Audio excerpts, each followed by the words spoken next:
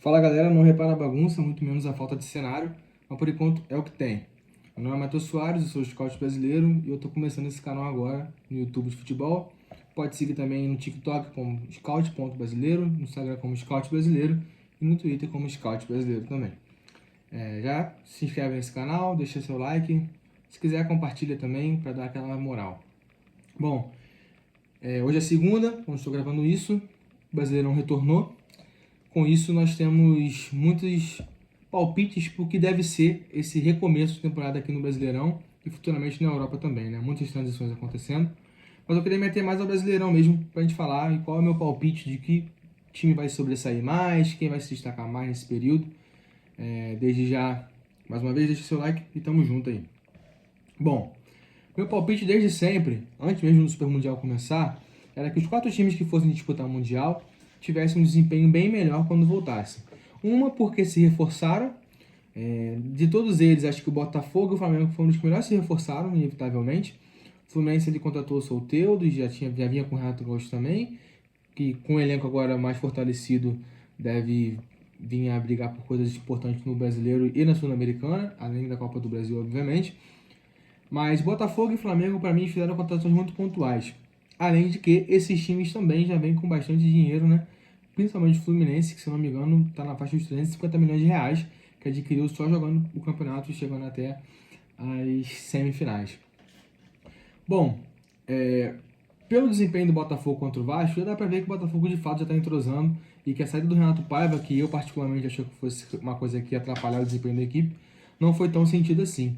O filho do Ancelotti chegou com tudo e ainda não analisei muito bem como é que o time do Botafogo tem jogado, mas ganhou com uma certa facilidade do Vasco, né? O segundo gol ali, pelo que eu vi, foi uma brincadeira, um jogo treino, algo patético até de ver para a equipe adversária, no caso do Vasco, submeter aquilo ali. Mas o time do Botafogo fez contratações muito pontuais, principalmente para mim do Montoro e do Joaquim. A gente vê no jogo contra o Palmeiras, os jogadores mais lúcidos ali naquele momento que eram o Montoro e o Joaquim. Eu não sei se o nome dele é Joaquim não, posso até pesquisar aqui depois. Mas esses dois caras, mano, estavam muito frios ali jogando de maneira bem construtiva, criando as jogadas do time, até na prorrogação também. Então eu percebi naquele momento que talvez esses jogadores vão sobrar aqui no Brasileirão, ainda mais vindo engajado dessas vitórias contra a PSG e por ter jogado o Super Mundial. Na minha opinião, o Botafogo não vai sentir a falta do Igor Jesus, porque o Arthur Cabral é um centroavante muito bom.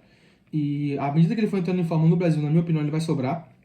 Posso estar errado, futebol não é só palpite, tem suas opiniões, mas tem seus contratempos. E o Super Mundial tá aí para provar isso, né? O Flamengo ganhou do Chelsea, que o Chelsea futuramente veio a ser o campeão, mas o Flamengo perdeu pro Bayern. O PSG goleou o Real Madrid, mas foi goleado pelo Chelsea na final. Então, assim, futebol é essa caixinha de surpresa, como já diz o ditado. Mas meu palpite é que Botafogo e Flamengo, de alguma forma, vão disputar essa hegemonia ali no topo da tabela. Resta saber também como Fluminense e Palmeiras vão jogar, né, nesse primeiro jogo, nesse primeiro teste. Se eu não me engano, o Palmeiras pega, acho que o Juventude. Posso estar errado, né? Ou acho que eu estou errado. Deixa eu ver aqui. Palmeiras vai pegar quem? Vamos lá que eu não consigo digitar mais. Palmeiras. O Palmeiras é contra o Mirassol. Ok. Fluminense. O jogo do Fluminense é contra o Cruzeiro, já é um adversário mais difícil que está no topo da tabela. Eu acho que o Fluminense vai ter um real teste aí, né, no seu retorno ao futebol brasileiro. Então eu acredito de fato que esses 4 times eles vão lutar pela hegemonia do futebol brasileiro até o final da temporada. O Fluminense disputando a Sul-Americana, para mim é favoritaço a ganhar a Sul-Americana, não tem outro favorito mais do que o Fluminense. Tem os seus copeiros ali, Independente Del Valle, por exemplo, que é um copeiro da Sul-Americana, tá começando a adquirir esse posto. Mas o Fluminense é o favorito da Sul-Americana, inevitavelmente. Flamengo e Botafogo também, pré-Libertadores, na minha opinião, voltam muito mais forte. Resta saber também, essa é uma opinião baseada no que eu vi até agora, nos jogos das equipes. O Flamengo ganhou, para minha opinião, também de maneira bem dominante sobre o São Paulo. Então, eu acredito que o cenário do futebol brasileiro, nesse momento, vai estar resumido a esses 4 times. Porém, há times que podem surpreender, né? Eu acredito que o Bragantino, por ter conseguido essa vitória nesse retorno agora lá em Itaquera, em cima do Corinthians, é um time que vem para se manter ali no topo da tabela. Não digo brigar por título, mas acredito que fazer uma campanha bem semelhante àquela que foi a melhor dele quando ele quase ganhou, mas ficou com a vaga da Liberta ali. E o Bragantino é um time que tem essa capacidade de chegar bem nos lugares, então é um time bem estruturado. Cruzeiro está surpreendendo positivamente, então acho que o Cruzeiro tende a manter seu desempenho ali com o Leonardo Jardim, Caio Jorge também em ótima fase. Uma coisa surpreendente desse retorno do Brasileirão foi a demissão do Vojvoda. Para mim, o Vojvoda ele ia morrer no Fortaleza, porque querendo ou não, ele tem desenvolvido um bom trabalho, embora eu não confesso que eu não lembro agora a classificação do Fortaleza. O Fortaleza está em penúltimo. Acho cagada ter mandado o Vojvoda embora, porque o Fortaleza já passou por situações parecidas antes e conseguiu se restabelecer. Lembrando que a gente ainda não chegou ainda nem no segundo turno do campeonato.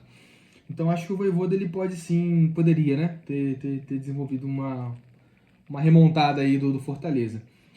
Aí uma pergunta que eu faço pra você, né? Será que o Vojvoda cabe a algum time do Brasil agora? Algum time que tá mais abalado aqui, que já vai trocar de técnico, cabe o Vojvoda? O que me parece é que o Vojvoda é um técnico também que ele precisa de um longo tempo, né? Para desenvolver um trabalho, coisa que o futebol brasileiro, na sua maioria, não desenvolve, não permite que os técnicos tenham um desenvolvimento melhor. Vamos ver se ele ainda tem mercado no Brasil ou se ele vai para fora, volta para o seu país de origem, Argentina, né? Tem todas essas questões. Uma questão que eu lembrei aqui agora que saiu uma informação é que o John Arias vai sendo negociado com o Wolverhampton.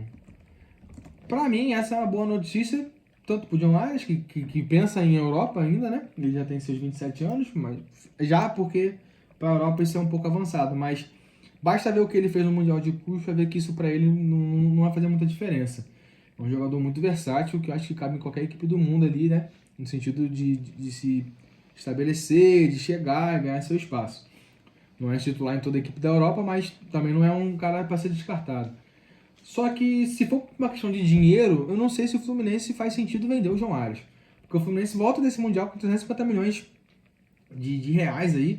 Então dá para segurar o cara até o final do ano, eu acredito nisso. Mas se é uma coisa que o jogador também quer, até por ser começo de temporada na Europa, faz sentido pro jogador e pro clube que vai ganhar um belo dinheiro, né? Não sei quanto que tá girando a negociação. Aqui no site da ESPN tá falando que a negociação tá girando em torno de 112 milhões. Então, vale a pena sim, talvez a venda até do John Arias. Mas que pra mim, aí eu já mudo um pouco a minha opinião. Se John Arias for vendido, eu já não vejo o Fluminense tanto como favorito sul-americano. Óbvio que o Fluminense é um time bem versátil também, que se adapta, mas John Arias, desde a Liberta ali, um pouco antes, ele é um pilar desse time pra mim. Ele junto com o Cano ali em 2023 foi essencial para a vitória do Fluminense na Libertadores, com a conquista. E até hoje, mesmo quando saíram, quando o Cano ficou machucado, o Ganso também já não estava jogando muito bem, o John Arias sempre segurou ali as pontas, sendo o principal jogador do Fluminense para mim, inevitavelmente ali, de todas as fases do Fluminense desde a Libertadores.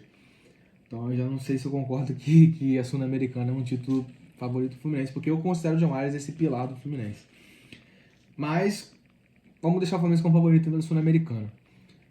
No meu cenário, na minha cabeça, o futebol brasileiro está se resumindo a esses 4 times nesse momento. A ver, talvez Cruzeiro ali, como uma surpresa positiva, né? De chegar ali no topo, de lutar por algo. Porque o Cruzeiro também saiu da Sul-Americana. Então eu acho que o Cruzeiro está disputando a Copa do Brasil e o Brasileirão, e o time está muito bem encaixado, o que favorece demais a eles de terem um físico mais conservado para disputar e dar o melhor de si nas partidas. Não sou nenhum técnico de futebol, não sou nenhum analista comprometido. O nome Scout brasileiro é puro lúdico. Eu só quero falar de futebol e estou aqui para expor minha opinião. E eu quero ouvir a sua também. Eu acho que eu esqueci de falar muita coisa, obviamente. Não fiz roteiro para esse vídeo. Eu só quero lançar e dar meu primeiro passo nesse caminho que é o futebol, no YouTube, enfim, falar de futebol. Quem sabe um dia viver dele. Então segue aí, se inscreve, curte, segue nas redes sociais também. Deixa aqui a tua opinião, o que você acha que vai acontecer nesse segundo semestre do futebol brasileiro e ali na América Latina, né? Tamo junto, fiquem com Deus.